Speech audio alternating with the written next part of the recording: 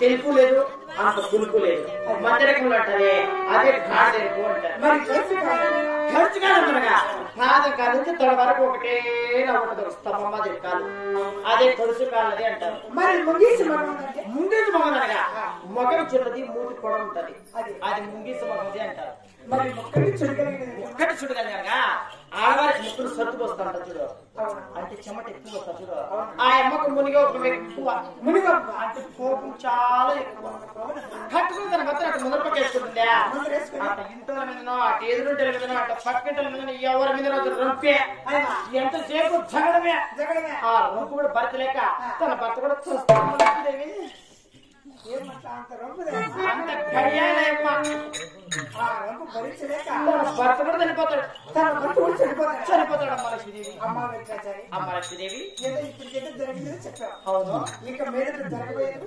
అమ్మ లక్ష్మీదేవి నీ మనసులో ఎలాంటి సందేహం ఉన్నా సరే ఎలాంటి సందేహం ఉన్నా సరే నిరపృతంగా తెలుపు వెల్లడిస్తాను.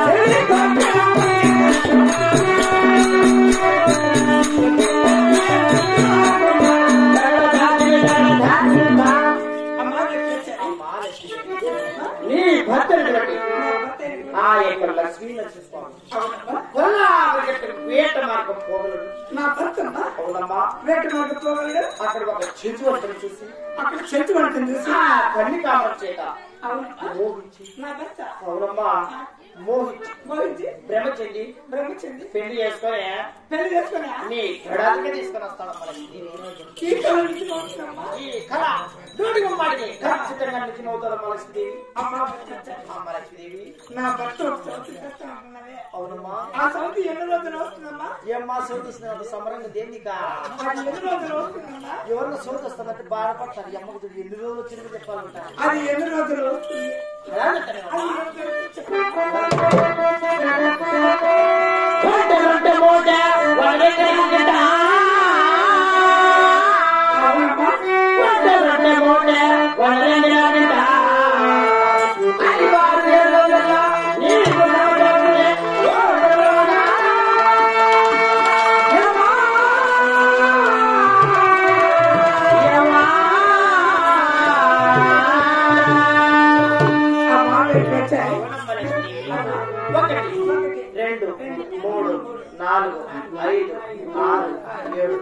ఏడంటే సరిగ్గా వారం రోజుల లోపల లక్ష్మీ నరసింహస్వామి వేట మార్గం పోగలడు.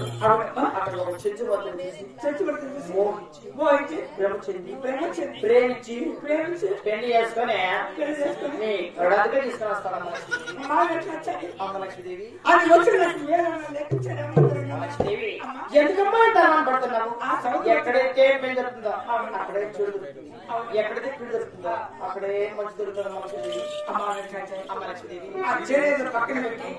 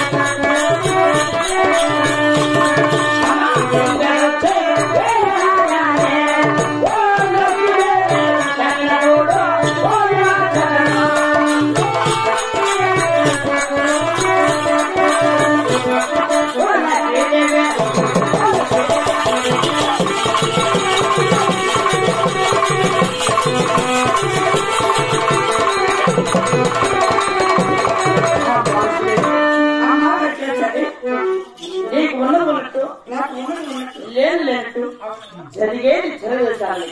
చాలా చక్కగా చెప్తాను. నేను పోయేస్తానమ్మా. అక్కడ నా శని వచ్చి పోయానమ్మా. నా మొగుడమ్మా. నీ మొగుడా? నా మొగుడే. అది చూడ వస్తున్నాడు. లేక నా మొగుడు పొలం మిగిలి పెట్టుకున్నాడమ్మా. నీ మొగుడే బాగా తాగేస్తాడా? చెప్పులు చెప్పులు తాగుతాడు. పోస్తే పోస్తే చెమ్ము చెప్పులు తాగుతాడు.